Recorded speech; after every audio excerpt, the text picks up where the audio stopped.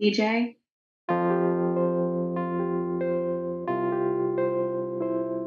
I think what I remember most is that he would kick at like the funniest times and that he was developing these beautiful dark eyebrows, just like his dad, Doug.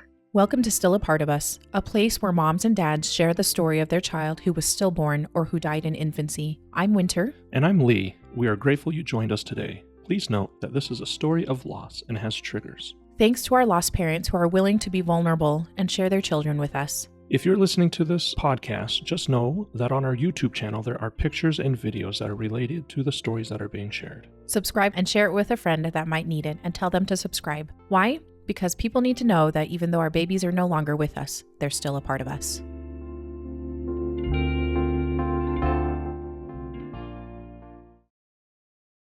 We are just so pleased to have Amy here today to talk about her sweet son, DJ. So excited. We sometimes get it just right so that we can get somebody on to talk about at a major time in their life. So, Amy, thank you so much for coming on and talking to us about your sweet son. Thank you so much for having me. It's really such an honor. So, as we get started, can you tell me a little bit about yourself and your husband, Doug? I know you mentioned him earlier, but tell me a little bit about who you guys are and where you're at and what your family looks like right now. Sure, yeah. So Doug and I live in South Philly. I lead communications for a large clean energy company. We develop wind, solar, battery storage assets. And Doug and I love to cycle and hike and explore the city. And, just he's gotten me to be a lot more spontaneous in the 11 years we've been together. But yeah, we just are really fun, friendly people. And that's what drew me to him and what we love to do today. That is great. So you guys cycle as in like mountain biking and street cycling? What kind of cycling? Yeah, just road cycling Road mostly cy- here in Philly. Not a lot of hills. I know. I guess I was But like, yeah, that's right. That's probably not a lot of mountains. yeah, but we've got a really cool trail here called the Schuylkill River Trail. We do that most days, and but we now have like I don't know 8 bikes total. So we do have mountain bikes, gravel bikes. You got all of it. Yeah, he's definitely got into a collection habit, probably Oh, over the pandemic too, because it was a nice hobby to have at that yeah, time. completely. Yes. Be outside, but away from people. And so you guys have been married. How long have you been married? We'll be married 5 years this October. Awesome. Okay. And and then any pets or anything like that because No pets are part of the pets. When family. I met Okay. Doug, he had 3 cats. He Oh, was a true cat dad, but they lived till 17 and a half years, but they passed a few years back. oh, So gotcha. Okay. yeah, So no new cats anyway. no new cats. He's been yearning for a new dog or cat, but we'll Yeah. see. Okay. Well, that is great fun. And so you guys have been with each other for 5 years and 11 um years. oh, say that again? 11. Oh, We're 11 years married and 5 then years. married Yeah. 5 years. Okay. Okay. Okay. And when you guys were getting so you got married 5 years ago, were you guys planning on having a family? Did that fall into your future plans or was this a bit of a surprise? Yeah, no, it was very planned. Doug and I, as much as we are, like I said, spontaneous, like, we really had like a plan when we met. And, so in the few years before we started trying, we bought a house, like a complete, like the house we're in now, we literally gutted it to the foundations, Oh, rebuilt most of it ourselves, except for the license stuff. And so that was a true test of our marriage. And in the yeah. meantime, we got engaged and then got married. And so, yeah, we really had like a plan. And so we agreed when we were done the house and got married that we would start trying. And so, we started trying in summer of 2020, and it kind Okay. of felt like, okay, we're going to check the next thing off our box. Yeah. Just a natural progression Yeah. of things. Okay. So basically in the middle of the pandemic, you were just like, well, we don't have anything else to do. Right. Yeah, it's like we had completed our other goals, and we Mhm. were kind of like, okay, now's the next step to, try to start a family. Yeah. Okay. So how quickly did that happen? How quickly did you get pregnant? Yeah, not quickly enough, that's for sure. Mm. We struggled with, some fertility issues. Well, I wouldn't say fertility issues because, we've had, it's unexplained diagnosis. Yeah. So, infertility for an unknown reason. But we started trying, and I think we gave ourselves, probably like 3 months to not even really think about it, right? Coming off Yeah. of birth control and, just like re-regulating cycles. And in the meantime, my brother and sister-in-law had gotten pregnant. Another girlfriend got pregnant, and I kind of was like, and Doug's a few years older than me. Not that Hmm. apparently it doesn't matter as much on the guy's side, but Yeah. it was probably 6 or 8 months in, where I was kind of like, you know what, let's just go and get some testing done, and we don't have to make any decisions, but let's go and see if there's something we need to pay attention to. Okay. So we went and got some tests and everything came back normal, and some things even better than normal, like, you Oh, guys are good. great, just give it time. But yeah, it took a long time. And you had been trying up to that point for about 3 months, and then when did you go in to just check with to see if there were any issues? It was probably like 8 months later, all Okay. said and done, would be my guess. Yeah. Okay. And, typically they say when you're under 35, wait a whole year, but I Yeah. kind of was like, there's no reason to wait for testing. Yeah. I'm not saying let's jump into any treatments, but, I just thought the sooner the better. So it was good to know that there wasn't any underlying issues, but at the same time, to have the unexplained diagnosis is like, just frustrating, especially when, Doug and I are really, again, very like, driven, list people. And this was next on our list, and we had no control over making it happen. Yeah. And so that period was really frustrating.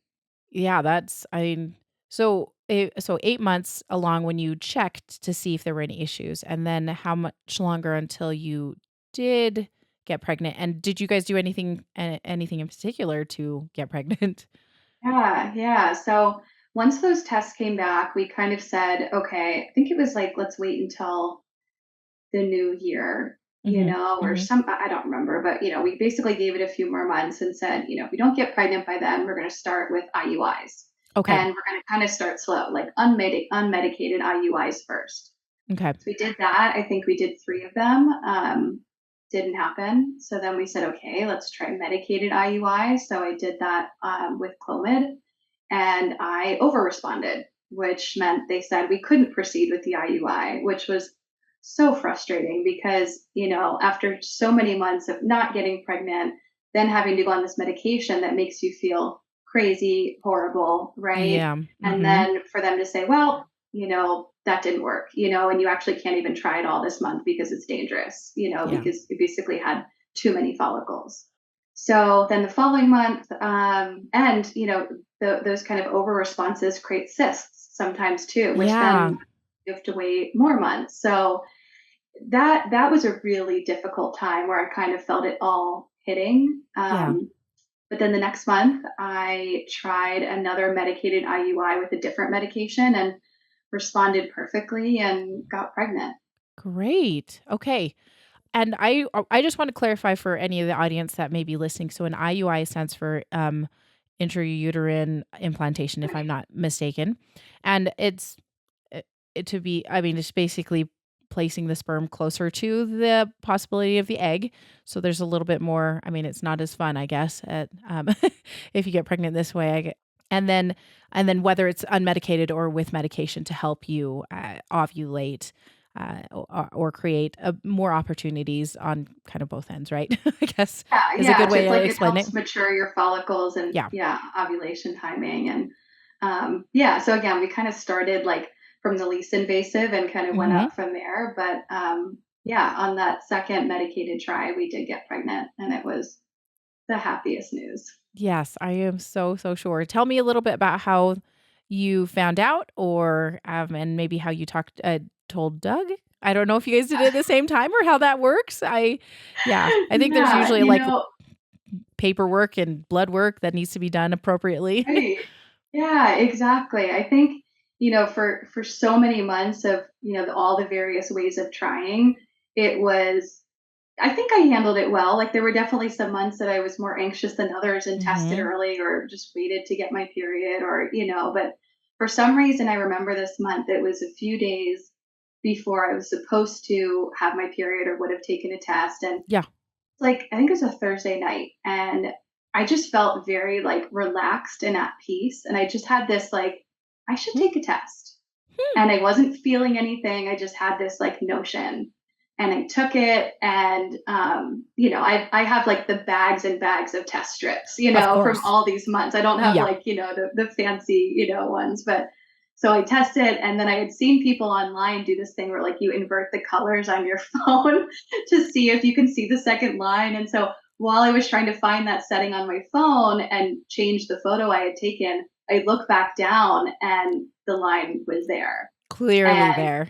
very clearly there. And I couldn't believe it. I was like, just, that moment of like, no way. Yeah. And so I immediately run down the stairs, Doug, Doug, Doug. Well, he's sleeping on the couch. Uh, He'd fallen asleep after like a long day of work. And so, of course, I startled the heck out of him. And he's like, what? Oh, and I told him, and he was like, "Was that real? It's light, And I'm like, any second line is a pregnancy, And so we just got so excited, and yeah, I think we both were just like in disbelief, like, is this real? yeah. It is kind of, yeah. You're like, after all of this trying, all these waiting months and such. So it is so, so exciting. Did you guys end up telling your families pretty quickly, or did you kind of hold off a little bit? Yeah, well, we decided because it was, evening. So we said, okay, tomorrow morning we'll go to the store and buy like all of the fancy tests, Yes. So I Yes. bought like, probably like $100 worth of tests and we took them all the next morning. So I felt like very certain that it Yeah. was, true. And so that next, a few days later was Easter Sunday. Mm-hmm. And so we were going to see my whole family. And we said, like, even though it's really early, like, they have been through this journey with us. Yeah. Like, we just need to tell them because we need them right now, Yes, for and sure. it'll be so exciting for all of us. So, yeah, on Sunday of Easter, we were with my family and we were all taking like a family photo outside. And one of them, I said, 1, 2, 3, I'm pregnant or we're pregnant. Yeah. Did you get the surprise looks like, wait, what? Yeah. They were like, oh, and so I just remember it being so happy and it was just like this beautiful day and it just felt like, after all of this time, like it was finally here. And like I almost just Yeah. like forgot about how hard it was to get there. Yeah. Sometimes do that. So, oh, that's really super, super fun to tell your family and kind of have them with you, especially, yeah, like you said, they have been a fertility journey is also a journey and a lot of people involved. And so I'm curious, do you guys are there any grandkids on both sides of your families? How does the rest of your family look? Yeah. So on my family, at that time, my brother and his wife had or were pregnant with their Okay. first. Mhm. And then on Doug's side, there are some nieces and nephews. Yeah. Okay. Um, and so, yeah, and that day too, we called his family. They don't live nearby, but Okay. yeah, it was.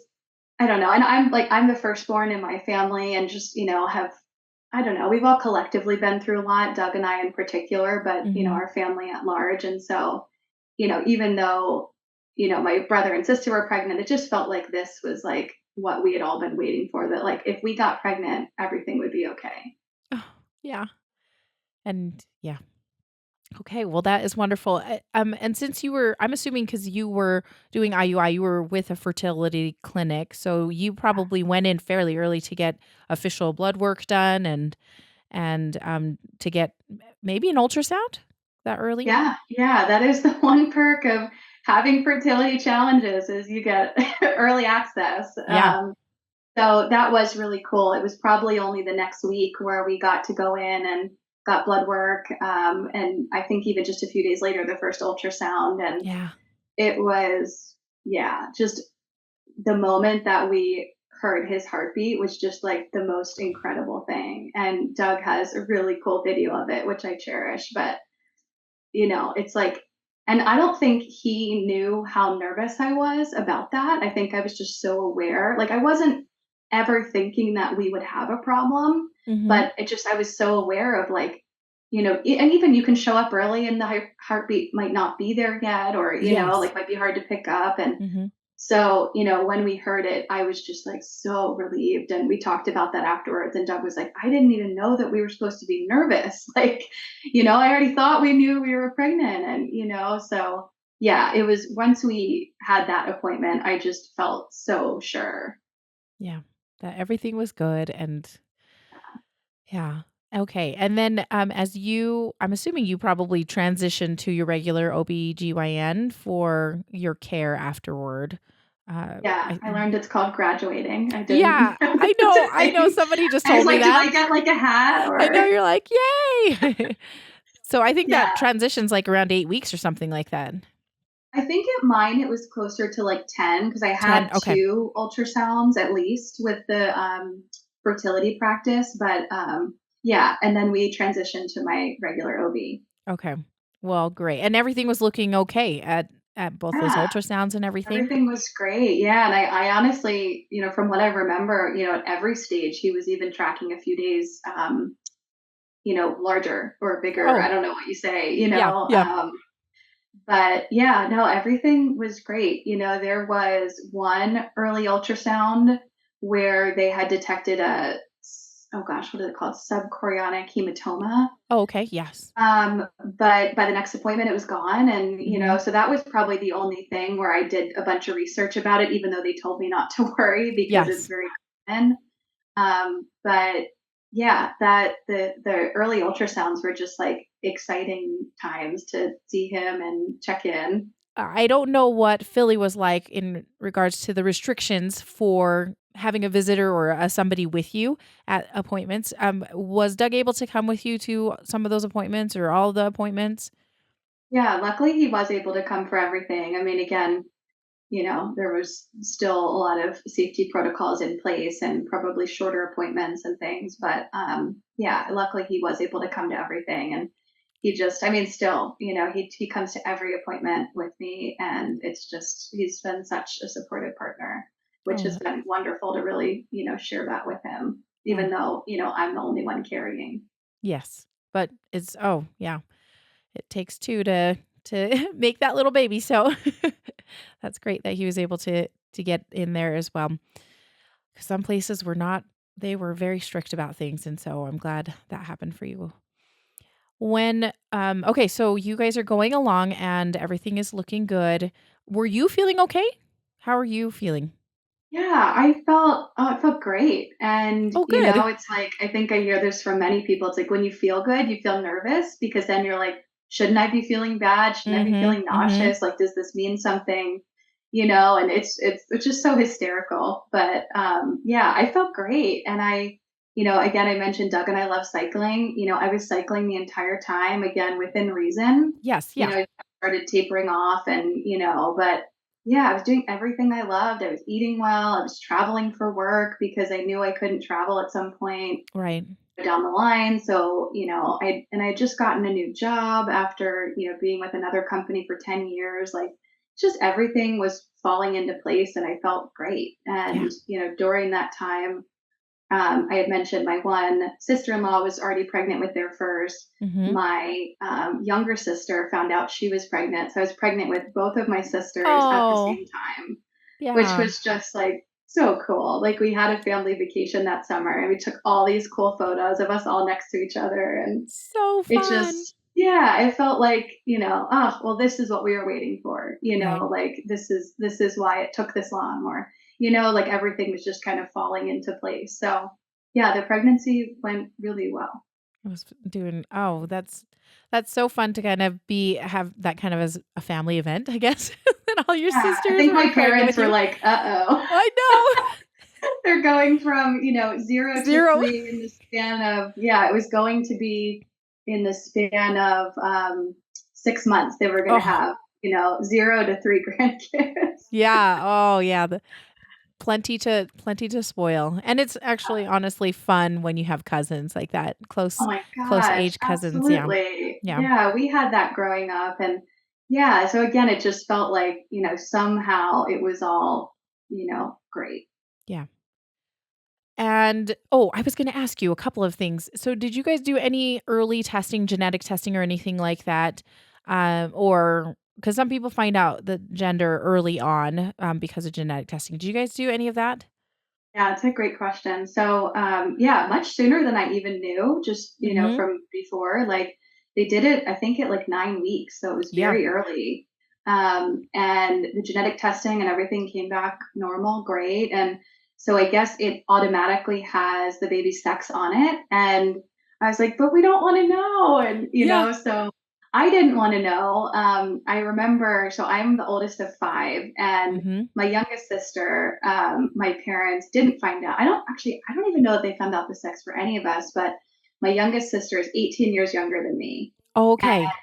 so, I was, very aware of the entire process when my mom was pregnant and, they didn't find out the sex. And that was just the coolest thing to come to the hospital and like find out about your sibling. And Yeah. so I was like, I don't want to find out. I want it to be a surprise. And, sex, gender, it doesn't matter to me, Yeah. Yep. And so, um, yeah, that was where I was at. But I think once we knew that the information was out there, Doug was like, come on, like, let's just find out. And so actually on our 10th wedding anniversary, or sorry, our 10-year anniversary of meeting. So Doug and I Yes. met at a bar Uh huh. 11 years ago. Uh huh. And every year we go back to that bar on the night we Oh, met.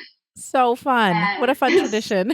it is. And so we were like, okay, let's do it then. So we opened up the news at the table and Doug recorded it. It is like the sweetest, most exciting moment. And we had both said before that, like, what do you think it is? And we both said boy. Oh, okay. And then we opened up the information and we just couldn't believe it. We were so excited. So yeah, we Yay. found out pretty early, which was really cool. Okay, that's so fun. Okay, so about 9, probably 9, 10 weeks or so. I'm assuming the genetic test took a minute to get back to you. Yeah, it probably was closer to 11 by that point, Okay, but still, yeah. yeah, way earlier than most people actually. So, Exactly. Yeah, I really had no idea that we were going to find out that early, and hmm yeah, it was just really cool to know and be able to carry that with us. yeah, I love that he was like, "Come on, let's find out." Yeah, he was like, "Come on, please," and I was like, "Okay." Hi, let's do it. That is great. And from there, did that spur any type of discussions about names and such? Yeah, it definitely did. I mean, my girlfriends apparently did this too. Like, I've had a rolling list of like names in my hmm phone for like, hmm the better part of 2 decades, probably. But yeah, we had started, when we got pregnant, talking about names, and Doug and I both, thought that we would, either use part of a family name or something Yeah. meaningful, or we definitely wanted to attach meaning to our children's names. So a lot of them revolved around just doing some family history digging and Yeah. like that. Very cool. Okay, and did you have any names, that stood out to either of you at that time? We had a few, Mhm.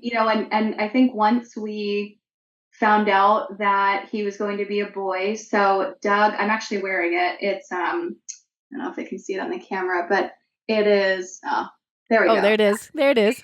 So this is Doug's family's ring. So his great uncle was DJL, his dad was DJL, he is DJL, and so he always had said, like, my firstborn son, I want to have the same initials. Yeah, So we knew it was DJ, of but some sort. Okay. yeah, but we hadn't, like, we had different ideas about what that would be. Uh-huh. Um, so yeah, he was just going to be DJ something. Yes. Perfect. That's a really cool tradition and a really cool ring actually. And Yeah, it sounds like 4 of your members of your family, so an uncle, a great uncle, his father, and his then father. Doug, and now Okay, our. and then yes, okay. Awesome. Okay, well that's cool. So you guys kind of knew that was like going to be there and how that was going to look. Yeah. Perfect. And so tell me when I would love to hear a little bit more about when you guys actually had your anatomy scan. So Yeah. you obviously you had your early ultrasounds with the fertility clinic, and then when you quote unquote graduated, um, was the next one probably just the anatomy scan around 20 weeks or so? I think there was like actually one or two more in there. Hmm. But yeah, the anatomy scan, I think we were away. So we actually ended up having the anatomy scan in like the middle part of or early part of the 21st week. Oh, Uh, okay.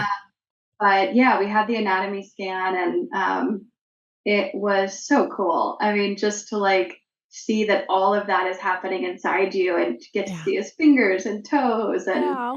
and again, but the same thing, I was like, okay, you never know what could happen. Maybe we look and he's missing a few fingers or, like something's not functioning. And so, having gone through, that 45 minutes was just miraculous being able to see that, like, truthfully, everything's there. He's happy. He was like sucking his thumb. Oh, I love that. It's the It was cutest. so cool. And yeah, everything looked great. And my cervical length was fine too. Like Hmm. everything on, my anatomy looked good. And so it was so cool. And so something that, we have had the loss, I'm so grateful we have, but is, as I was signing out of the appointment, they said, you can request the CD of the ultrasound. Oh. And so I signed this like long consent form, Hmm. and the front desk person was like, "Oh, nobody ever does this, but cool." And so it was such a process, but Doug and I like wanted every single piece of history from, our pregnancy with him. And so, that day we requested the CD. And I'm really thankful we have it. We still haven't looked at it yet, but, Yeah. I just am grateful that that's there so we can, have it. Yes. I think it's a further proof that he was here and he Yeah, exactly. To get was to your son. see him alive, Hmm. and happy, Yeah. in what he knew was his home. Yeah. A cozy, cozy little home. So, tell me how things progressed because that was around 21 weeks. Mhm. Um, Tell me what happened next. Yeah. So the week of the anatomy scan, I think because we pushed it back a week, I actually ended up having two appointments that week. So I had the Mm. anatomy scan, and then I had a normal appointment with my OB.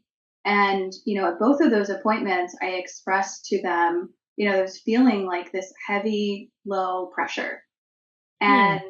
I like enough that like I, extended the conversation with my OB. Like I really wanted to make sure that I shared with her every detail and, because it again, first time pregnancy, I know that like I Right. didn't know what it felt like, but it definitely was uncomfortable and strange and it felt like I was feeling so much so early. And, of course I felt big, at any stage of the pregnancy, you feel big because your body's uncomfortable. But like Yeah. reality, I was still very small, I was in the middle of my 21st week. And so, she asked me a lot of questions and then basically was like, it just sounds like round ligament pain and stretching. And, like as long as it doesn't sustain for over, I think she said a minute or two and you change positions and it's fine, then, it's just part of the growth. And some people feel this earlier on. And I kind of, I don't know, I almost felt like I remember like walking out of the appointment and saying to Doug, like, does it sound like I'm complaining? Like Mm. I am a pretty tough gal, Yeah. but do you think that I'm like obsessing over this too much or and he was like, no, this is exactly when to share it. And, Yeah. she told you it sounds normal. And so kind of just went on. But, looking back, that was early labor. And I now know the signs from talking to other friends and family. But yeah, I was starting to feel like, some heavy pressure on my pelvic region. Interesting. And how long do you think that was going on by the time that you guys had the ultrasound and that second appointment? I mean, it probably was just starting more significantly in the few days before. So I want to Mm. say it was probably like for a good week and a half before I actually Oh, went into labor. I was feeling this. gotcha.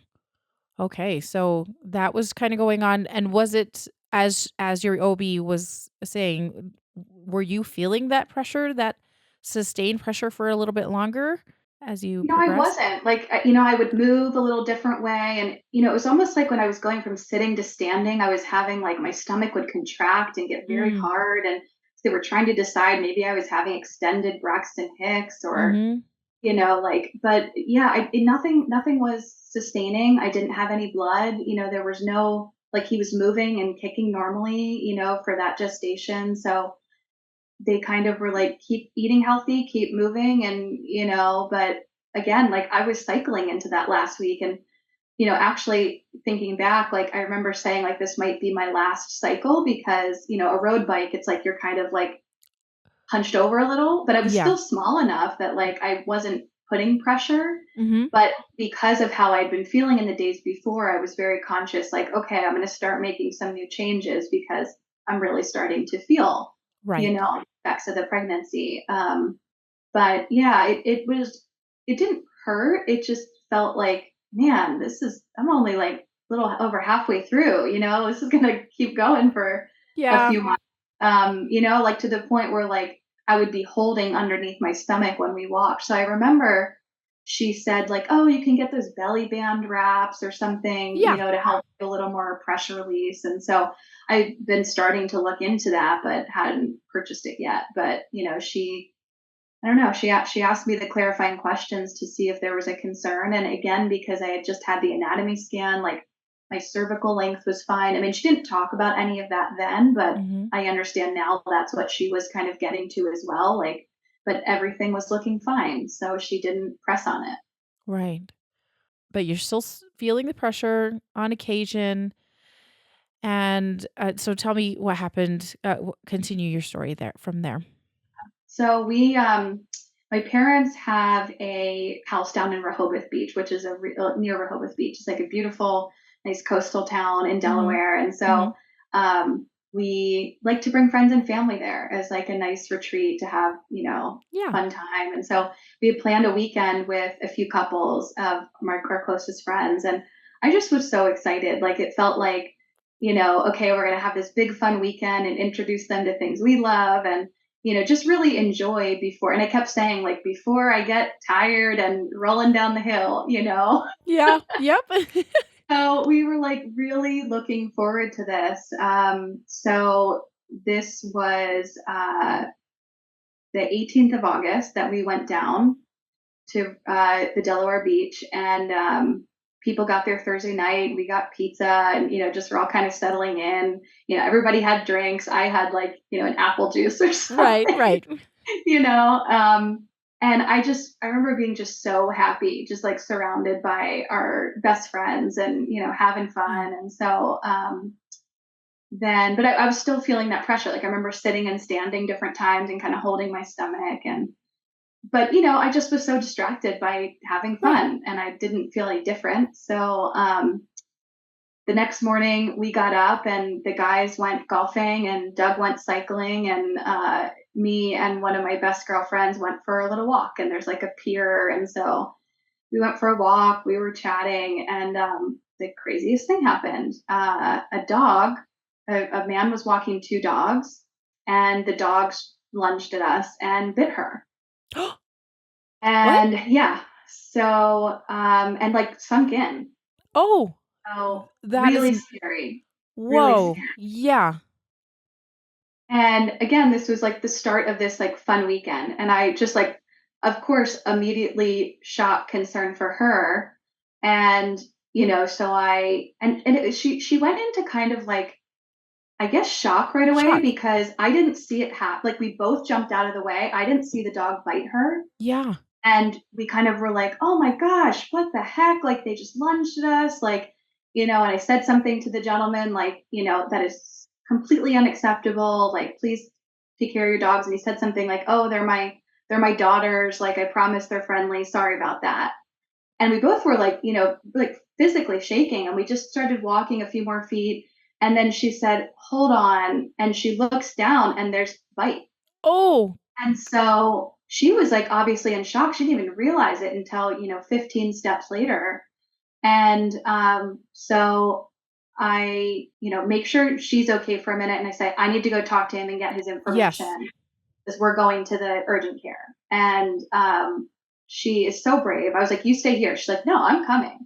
And so, we walk over to him and I just said, your dog bit my friend and, we need your information. We need to know their rabies information. We're taking Yes. her to ER. So he was not very apologetic, which is terrifying, but gave us the information. And so we went back and I took her to urgent care. And so luckily everything was fine and they cleaned it out and the dog had had their shots and, they said she was going to be okay. She's a very brave gal. Yeah. And it was kind of like, let's get back to the pool. And, so while we were on our way back and while we were at urgent care, we hadn't eaten anything that morning. So I Mm-hmm. called Doug, who was in urgent care, was like 30 minutes away. Okay. So I called Doug and I said, hey, can you, get us some bagels and coffee and bring it to urgent care because we're waiting here. So he did that and came and met us. And then we all kind of caravanned back to the house. And on the way, she and I stopped at like the local pharmacy to pick up her, prescription, right? Yes. Like an Yes. antibiotic. And, Mm-hmm. I remember standing at the counter paying and thinking like, man, this feels like period pains. Like that's so strange. And, of course, now looking back, like that's very evident of what it was. But Yeah. I was like, okay, when I get home, I got to sit down. I have had a morning. Like I have not Oh, eaten well. I have not drank, right. and so then we get back and yeah, and I really wasn't feeling well. So I asked Doug to come lay down with me and I, Mm-hmm. just said, hey, can you bring that sandwich and water? Like I just need to lay down. And it was in that moment that I was kind of looking back and going, I really was not feeling well when we were sitting at urgent care, but I was so focused on my friend and Of the course. task at hand, and I don't know, I tend to do that, right? It's like you're focusing on someone else. You don't pay attention to your own needs. And so, yeah, I was laying there and since I laid down, it almost made it worse, which is Oh, strange, right? Because usually it's like if you're feeling not great, you lay down, you feel better. And right. so, that was the first time I really was just like sitting there in silence, focusing on how I was feeling and realized that it was kind of getting worse, not better. And Oh, so I went to the bathroom and, made sure there was nothing happening and it was fine and laid back down. And that's when Doug started to get nervous. He said, if you're not feeling better in 5 minutes, we're going to the hospital. right. And, in the past, I think with things like that, I would have been like, I'm fine, but I really was scared, and I said, okay. So I was not feeling better. And I went to the bathroom a second time, probably 5 minutes later, and there was a spot of light pink blood. Oh, And so I was like, we're going. yeah. Mm-hmm. Yeah, it's so strange, but like the thing I remember is like I was wearing, these tan pregnancy biker shorts and, a t-shirt and I took it all off and I put on a black dress. And I don't know why in hindsight. I think because I knew they'd probably have to check me and so I thought might as well wear a dress, but Right. it's just interesting in hindsight that that's what, I put on. But yeah, my girlfriends because the guys were still golfing and my girlfriends were in the kitchen and I packed a little bag and I remember I just walked right out. And that is not me. Like I am usually making sure everybody else is okay. They were in a house in a neighborhood they didn't know. I remember I caught the eye of one of my girlfriends and I just looked at her and I didn't say anything. I just Oh, walked out. And that was so hard. oh, And Doug was right behind me and he just said, Amy's in pain and I have to take her to the hospital. Like, we'll call you guys. Yeah, but that moment was really sad and scary to know that I knew something was wrong. right. When it's not your, it seems like you're, yeah, out of character for you to not chat with them on the way out. I know it's, oh, that's scary. I'm just thinking of the feeling that I had too when I was like, I don't, something's not right. When you just kind Yeah, of know, yeah. right? Again, it's like you really trust your intuition, and it was scary to think that I was telling myself like it's not okay, because I usually am the opposite. Yeah. The emergency room, was it at the same location as the Instacare that was like 30 minutes away? Well, right. So we got in the car and I was like, okay, I literally just got back from urgent Right. care. We were both like, gee, should I have stayed there? Like, and I had Yeah. no idea, this was like, 30 minutes before that. But So we're in the car, and I called 911, and we just said, where's the closest hospital? Because we thought maybe there was one closer. Mm-hmm. And we told them what was going on, and they said, no, you need to go back to the hospital that was basically, down Right. the street from the urgent care. So it was, a good 30 minutes away. And they said, you can pull over and wait for an ambulance, or you can drive. And I just said, like, Doug, I trust you, like, I need you to drive us. Like, I need that. So he drove so carefully, but also so fast. Right. And we were crying the whole time. We were sitting in silence. I don't know, like, everything was going through my mind. I really honestly don't think I considered I was in labor. Like, I really just didn't know that was a thing Yeah. this early. I just thought something was wrong. And, I called my mom, and she said, call the hospital ahead so that they know you're coming and they can be ready for you, which Yeah. was so smart. And Yes. so we called them, and they got my paperwork ready. They got everybody there ready to get me. And so we got to the hospital, and Doug had to go check me in. So a nurse took me, and she took me upstairs to an empty, small, weird waiting room that had like lights flickering. It was like, the worst Yes. scene, Mm-hmm. when you're in panic, and she had to leave me there. Oh, So I'm just sitting in this, wheelchair in pain, in just this weird, weird, lonely moment of what is going to happen, what is happening, and really starting to feel like some intense pain. that, oh, it sounds not great to, yeah. I'm so sorry that you got stuck into that room. That stinks.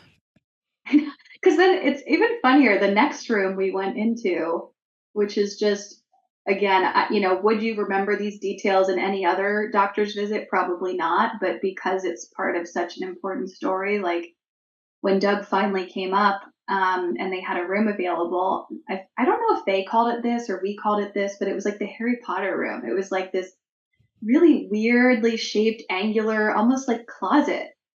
And Really? it had a bed and equipment in it, but it was so strange. It felt like just an extra closet that they had tried to throw a room together. Oh my goodness, that's crazy. And yeah, it was so strange, and it definitely didn't make me feel, more comforted. But yeah, we got up there, and they immediately put an ultrasound and Doppler on my stomach. And Yep.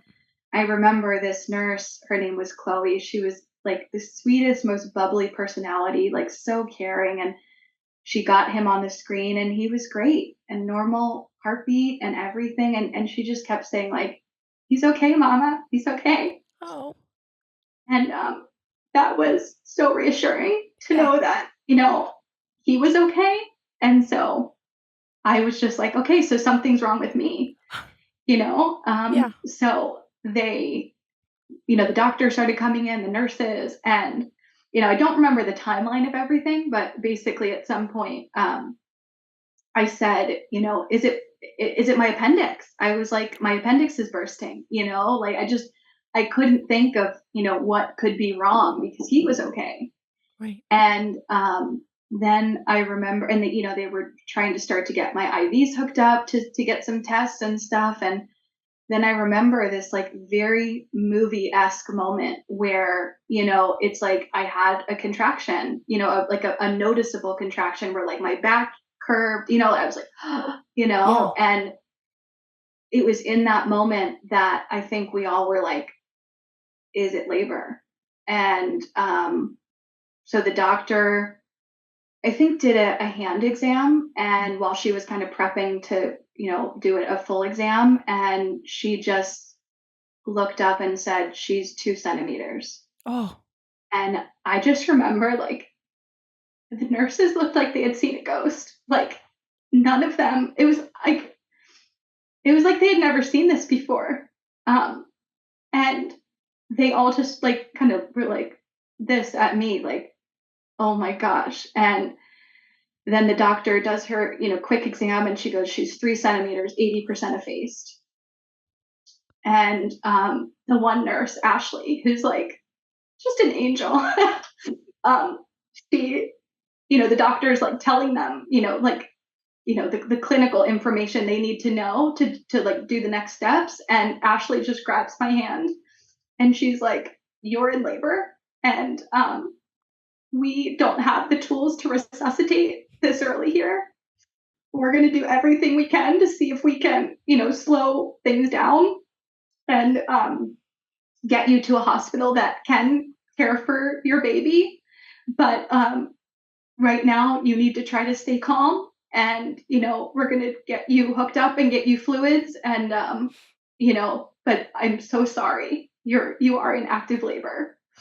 And like, I just am so grateful for her because she was so like straightforward and honest in a time where, you needed someone to do that because, my doctor, as great as she was very clinical. Yeah. And, really didn't interact with me much. She was more interacting with the nurses, which I get in an emergency. You also have to do that. But, this nurse was just like almost like my translator. Yeah. And that was just such a blessing. And she just, it was very straightforward. And, so I remember I looked up at the doctor and I just said, "So there's no going back now, is there?" And she just said, "No, I'm so sorry." Did you understand what that meant? Did Doug understand what that meant? That there was no going back and No, I just,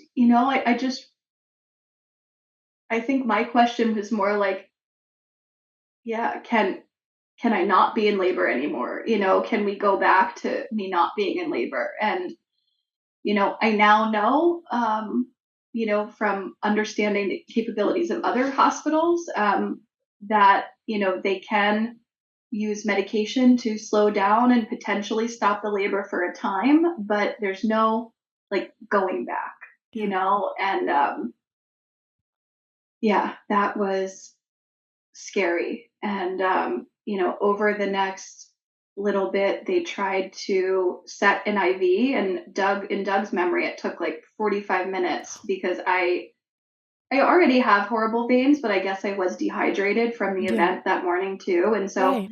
I remember they were almost going to call up a phlebotomist to like drill a vein. Like it was like just crazy. But, they immediately slapped like a flight bracelet on me because they were starting to call around and see who could accept me because they knew that they couldn't. Yeah. They wouldn't be able to. I mean, you're at 20, essentially 21 weeks, end of 21 weeks, right? So by my original due date, it was 21 weeks, 6 days. Mm. But because I had just had him at the anatomy scan, he was tracking several days ahead. Mm. So, in my Make mind, I was 22 and if Yeah. Okay. but 22 weeks. Yeah. And, so the closest hospital accepted at 23 weeks.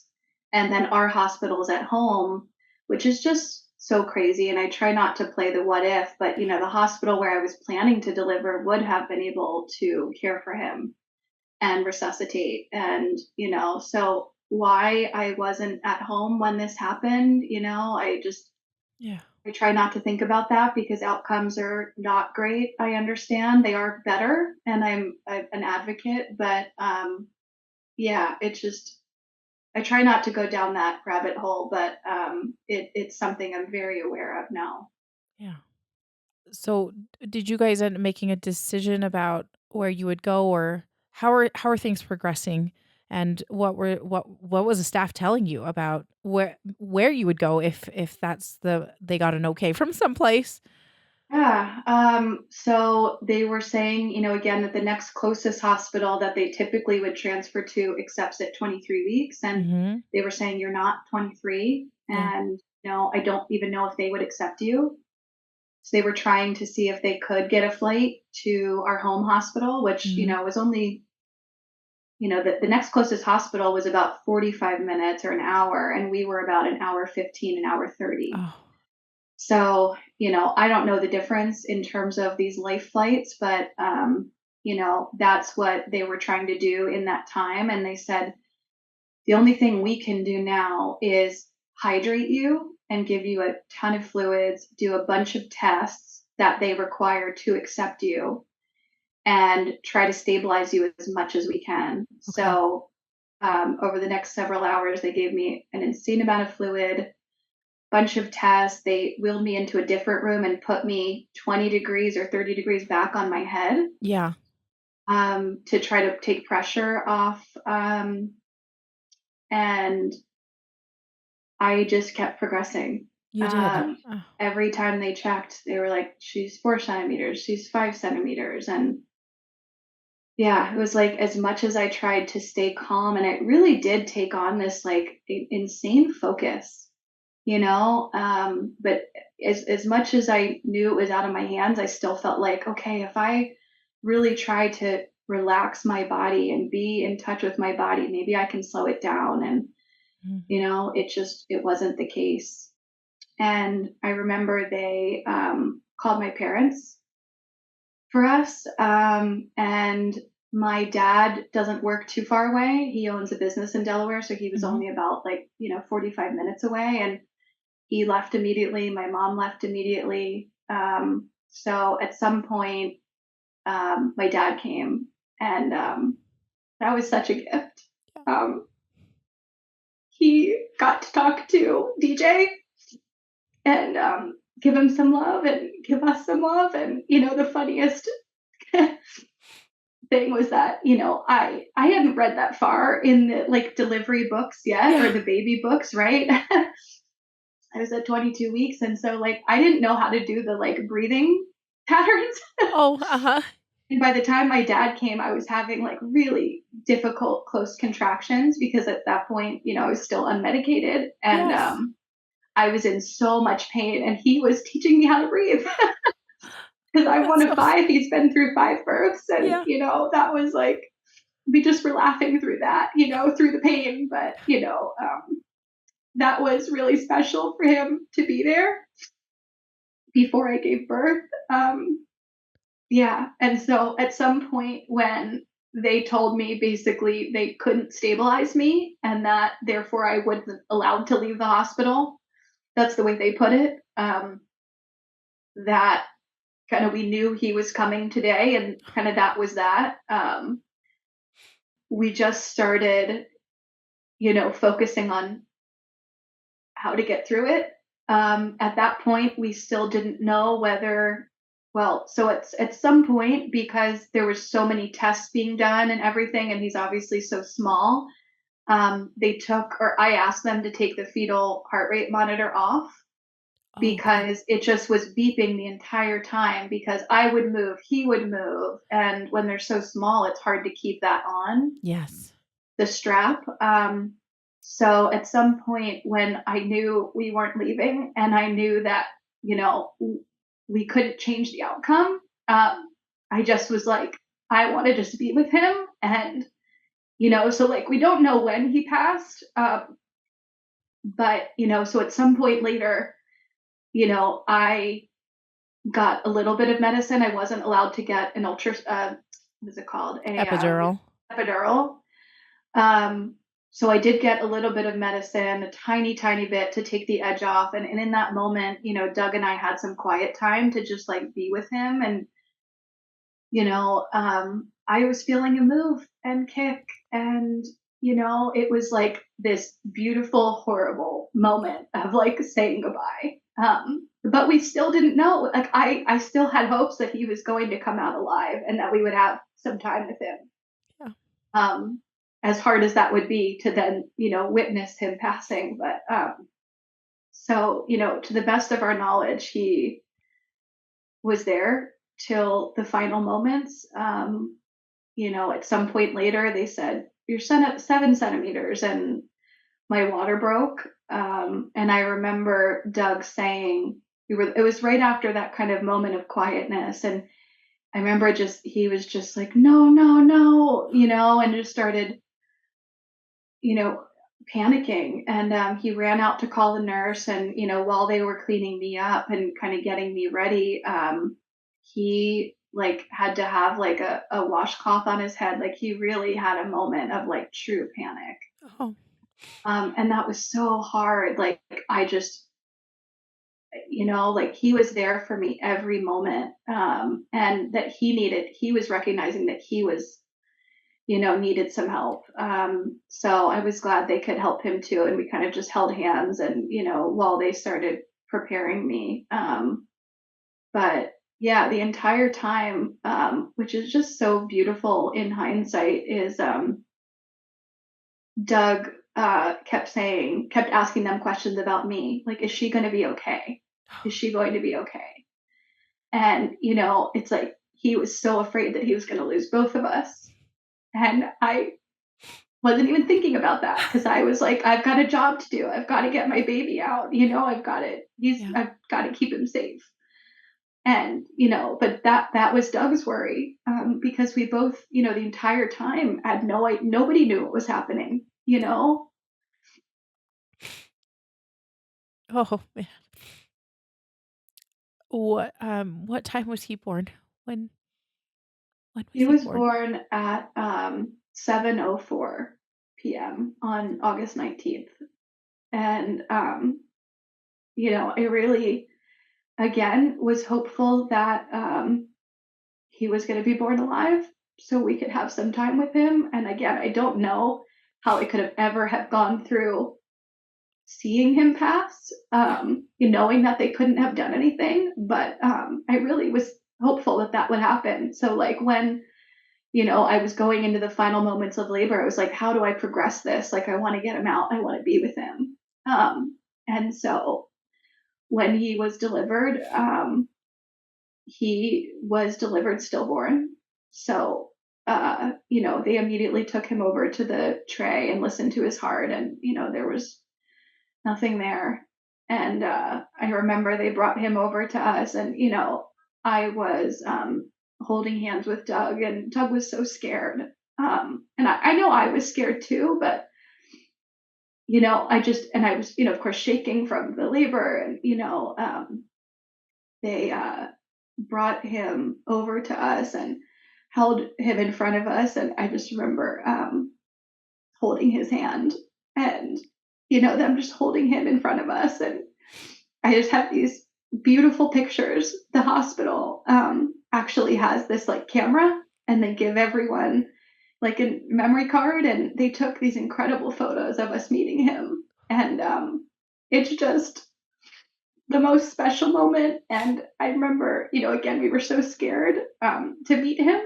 And just the moment I saw him, I just like felt at peace.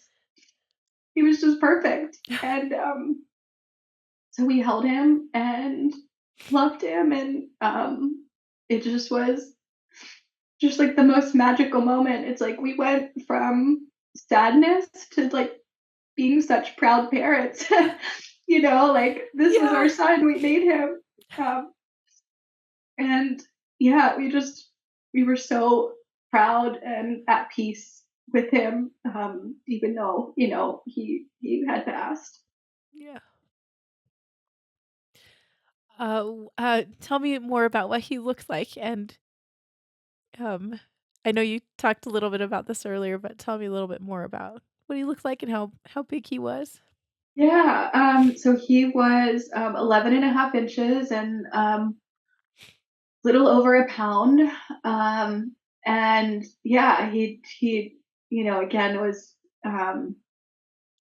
just like perfect in every way. He, had toes just like us, hands just like us. He already was developing dark hair and eyebrows. Like Doug has these luscious eyebrows and lashes. And I was always saying, I hope our kids get those. So Yeah. that was cool. And, his profile and his mouth looked just like me. And it was just so cool to finally meet him, and be able to, see this beautiful creation that we had made. Yeah. did you guys end up deciding on what to name him? I'm assuming that it was the time that you uh, kind of figured that out. Yeah. So we actually didn't name him till the next day, Oh, which in hindsight we didn't realize was like necessary for all the paperwork. yeah. um, but yeah, we that night, we kept saying, we need to figure out something that, fits him now that we've met him. And, none of the names we had figured out really felt right. And, we were kind of like, well, all he knew was that he was DJ. And, that just felt so right. And my husband, when he was younger, he was called DJ. Oh, And he's always like, I want a DJ Junior. And, it's like, it fit. And so once we said that, it all fell into place. so just DJ. And so and it doesn't stand for anything, right? Oh, just Nope. DJ. It's just DJ, which I think is so sweet. It's Yeah. it's kind of like he just got his name, which is a nickname. Like Right. Like that was the name he knew. And yeah, so that felt right. that is great. What are some of the things that I realize that you guys were I'm sure shocked and panicked and anxious about DJ this entire time, and did they talk to you about what you guys wanted to happen after he was born? Did anybody come in and chat with you about that? And if so, did you guys start to decide on what that time with him would look like? I think because they probably don't have this happen often at their hospital, at least that was my perception based on Yeah. how the hospital kind of handled it and was prepared for it, which really wasn't Yeah. anything. Mhm. They, yeah, they're like they didn't really have kind of infrastructure for that. But Right. my parents, who were at the hospital, came up about 2 hours later after they had cleaned him up and we had had some time. And, that's when we started talking with them and the hospital about, our options. And, Mhm. the hospital actually had a connection with a local funeral hospital that does cremation for Oh. infants and preemies. And so they were so helpful and so Oh. gracious. And it was such a gift. Like they actually do it, as a gift to the Yeah. families. Oh, that's And so kind. they just were so kind. And, honestly, like in our worst moments, like to have all of these people understand and help us through it was just incredible. And they really didn't pressure us about time. I had actually lost a considerable amount of blood, so I had to be extra monitored. Yeah. So when Doug and I were with him that night, we were saying, what's the right amount of time? Like, how am I going to know when to leave? Like, can I leave? And Right. I kind of said, like, as long as I'm not like prolonging my stay here, like that's the right time. So, we ended up getting 19 hours with him and we Mm. stayed till the next afternoon for me to be, checked out and told that I could leave. Yeah, the one thing that they had, aside from the camera, which was just such a gift, but was they had a bereavement nurse come in, Oh. and she was just incredible. So if hospitals have the capacity to bring someone on, like, please do that because that was such a gift in a time of like I remember I like emailed my doctor and was like, because we had talked to her the night before when I was in labor, and I was like, kind of like, what do I do next? And it's like, that's not their job. Of course, they have to know, Right. but this bereavement nurse was so helpful. And, Oh. I remember after she came in, Doug and I just sat in the dark in silence holding him and just like had this moment because it just had all hit at that point, that this wasn't a dream and that, other people go through this and, that we've got a long road ahead without our son.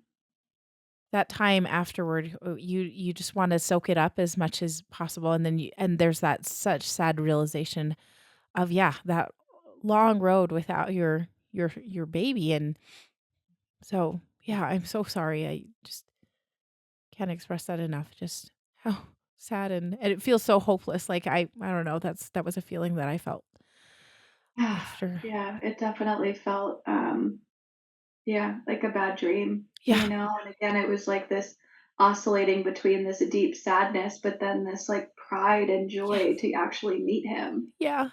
you know. But yeah, we got to spend 19 hours with him and we took tons of photos and my parents got to meet him and on behalf of all of our families and yeah, I'm just so grateful for the nurses, especially like the two nurses, Ashley and Chloe, stayed 5 hours after their shift Oh, ended to be with us. And when they left, they cried with us. And like, I first of all, I don't can understand how people do that job I every know. day, Yeah. in general, but to have to sit through that with us and be there for us as long as they could was just such a gift. So, as much as it is difficult to know that the hospital couldn't have done anything for him, which is frustrating, the people that were there did everything. And Yeah. I'm really grateful for that. That's so cool. Like that you had good nurses. Yeah. And I know that you mentioned that you had lost a significant amount of blood during the delivery. How were you feeling physically? Like other than that, was everything okay? Yeah, I think, I mean, I was so not focused on myself, so it's Right. hard to remember. It was just kind of like a haze, Well, after we had to say goodbye to him, it was a haze, Yeah. But yeah, I mean, I think it just, moved into like any other labor recovery, which is rough, but, make it through. Yeah. How did you guys give him to the hospital? I don't I'm not Yeah. we decided to give our son to the nurses instead of them taking him away. It just felt better that way. I don't know. So I'm curious if how you guys decided and how that looked when it was time. Yeah, it's just again like the questions that and the circumstances that you find yourself in. Yeah, like the choice to how do you want to give up your baby, Yeah, you know? it's And awful. I felt like I couldn't leave him there for me, so I asked the nurse to take care of him. And so she took him and I didn't even want to unwrap him, but I knew I wanted his clothes and his little hat. And Yeah. so they came and she said, I'm going to take care of him and I'm going to make sure he gets to his next place. And that was, yeah, just made me feel really comforted. And so they did ultimately bring back his clothes and his little hat and his blanket. And Oh, I'm good. really grateful I have that. But yeah, handing him over was hardest thing I hope I ever have to do. Yeah. And I remember it was like we told them give us 10 minutes and then they gave us more because I think they didn't want to have to take him, but yeah, that was after that, it just felt the world was dull. That is a perfect way of describing it. Oh, I'm so sorry. Thank you. When you guys were discharged then, did you just head straight home or did you go back to the beach house? I just think it's so Yeah. like you say, it's just such an odd juxtaposition to be having this weekend of fun and then it is now you've lost your baby. I just it's terrible. While we were at the hospital earlier in labor, I also had them call my friends. Yeah. And my parents ultimately connected with them, and so they left later that night. And it was so sweet. My friends like packed all our stuff, like they were ready to be there for us in every way they could. Oh, So we went back to the beach house with my parents the next day, and they went grocery shopping for us. They didn't even ask us what we wanted. They just like knew what we needed, yeah. and they bought us all this fresh food and anything they could that would help comfort us. And, they stayed with us for the night, but then Doug and I stayed there for the next week, just kind of, again, in this haze, in this fog, but also so we could be down there with him and be able to pick his remains up from the funeral home. Right. Oh, But having that space to retreat, as hard as it was, like, was also such a gift, to not have to be back home in, a space that has its own stressors, and familiar people, but, just be ourselves and, grieve in those early days. yeah. Because it's so intense and so, so hard. So you guys headed back to the beach house and your parents were there for a day or so, and you guys just stuck together, and that's just sounds so so good, so appropriate, and Yeah, I think when you're have gone through something like this, like, he's the only one that knew, yeah, what it was really like, and so as hard as it was, it just we stuck together, and we've stuck together ever since, and we've been, as getting through this and still going through this is, I mean, I think I've heard statistics. It's like after losing a child, it's like, divorce is like 80 or 90%, yeah, something crazy, because it is so hard. You have to work so hard every day, yeah, um, to comfort each other and get through this. And as hard as it's been, it's brought us so close. And, I'm so grateful that we, yeah, can share stories of our son together. yeah, yeah. And you ended up picking up his ashes just later that week, or how was that? Did you guys go together and Yeah. Yeah. And again, it was like a beautiful day, and the director was just, again, the kindest person, and said all the right things. And, we just felt, insanely difficult as it was in the midst of all of these other administrative things, getting, the certificate of stillbirth, getting his death certificate, like yeah, all of these other administrative items, like the fact that they made this part that was probably the hardest so easy for us, and were so generous, was such a gift. So yeah, we went and picked him up, and we had him with us, and we actually took him to the beach. We sat on the beach and listened to the waves, and took him with us to a bonfire that night, and just like spent some extra time with him. mhm, And then we kind of were like, are we becoming those people that are carrying our dead son around with us everywhere? And I was kind of like, I don't care, but and I was like, no, we'll do this for the first few days. And we did bring his remains eventually to meet our family, and for them to kind of be with his spirit. But now he actually lives in my office. He's in yeah. that beautiful box right there, and Oh, uh-huh. he's usually on a higher shelf. But yeah, I keep him with me, and that feels really special. Yeah. He's close by and some pretty pictures and everything. I can see him right there. I Yeah, think that's so sweet.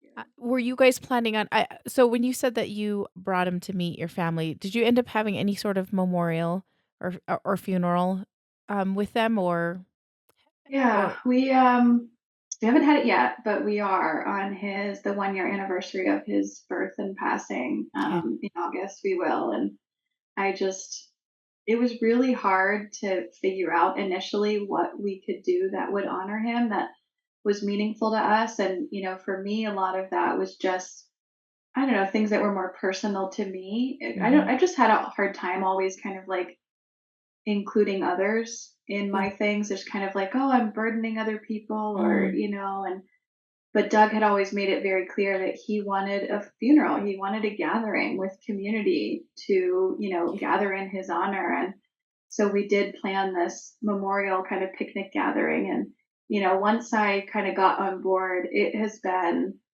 I know it's going to be just an incredibly healing moment. And it initially gave me a lot of anxiety, but then I talked to my sister and some close friends, and they kind of said, like, all we have been doing is trying to figure out how to be there for you. Yeah. And, you are giving us a way to be there for you through this. Oh, And that is such a gift. and, like, thank you for bringing us in and giving us this, way to be there for you and honor him. And that just made me, yeah, like totally get it, and so, yeah, we're really looking forward to it. Oh, good. I know we're going to chat a little bit more about that soon. So, Amy, thank you so much for sharing DJ with us. Like, what a beautiful, heartbreaking story, and but so glad that he is part of your world and part of your life. So, thank you so much for sharing. Thank you for letting me tell my story.